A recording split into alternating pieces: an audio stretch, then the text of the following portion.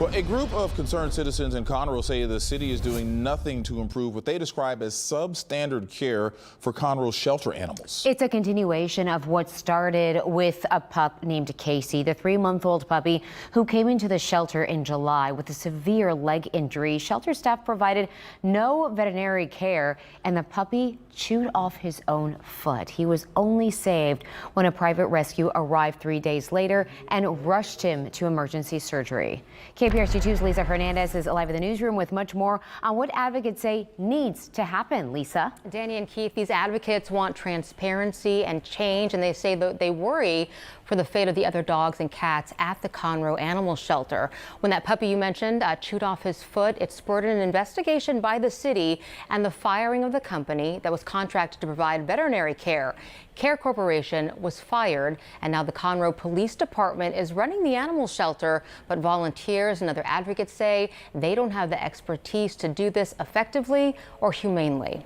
Now, a group of these advocates paid to have this half-page ad run in yesterday's edition of the Conroe Courier. That's a picture of Casey right there when he came into the shelter back in July with that mangled front leg.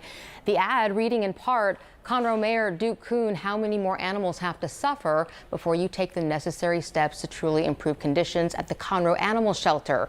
Lead with compassion is how that note ended. Now, they are referring in part to another puppy brought to the shelter with a severe leg injury about 10 days ago.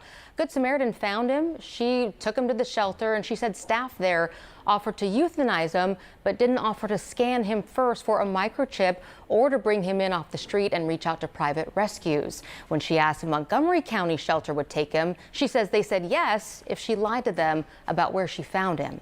Now, the city denies that part, but admits they should have tried to scan for a microchip instead of just saying we can put him down.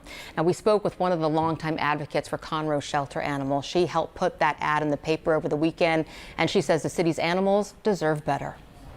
Well, I guess I hope that the citizens of Conroe don't continue to settle for what minimum care the city wants to provide for our homeless pets in our community.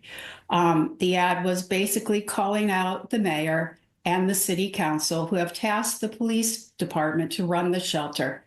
And, you know, the police department doesn't know how to navigate this field. They don't run animal shelters. We want somebody with experience, and we're not getting that. Now, last month, the city voted to reject a bid from the nonprofit Texas Litter Control, which would have provided round-the-clock veterinary services, a community wellness clinic, trap neuter release for community cats, and other services. The city ultimately decided to let the police department run the shelter. That will likely be made official next month if a new shelter budget is passed. I did speak with Conroe Interim Police Chief Lee Tipton today, who said the shelter is operating humanely. He said some of the things being alleged just aren't true. He did say it was wrong for his shelter staff not to scan the injured puppy for a microchip. He's now made it shelter policy to scan every animal. Advocates say it should have been that way all along, and they fear more mistakes will be made at the expense of the animals.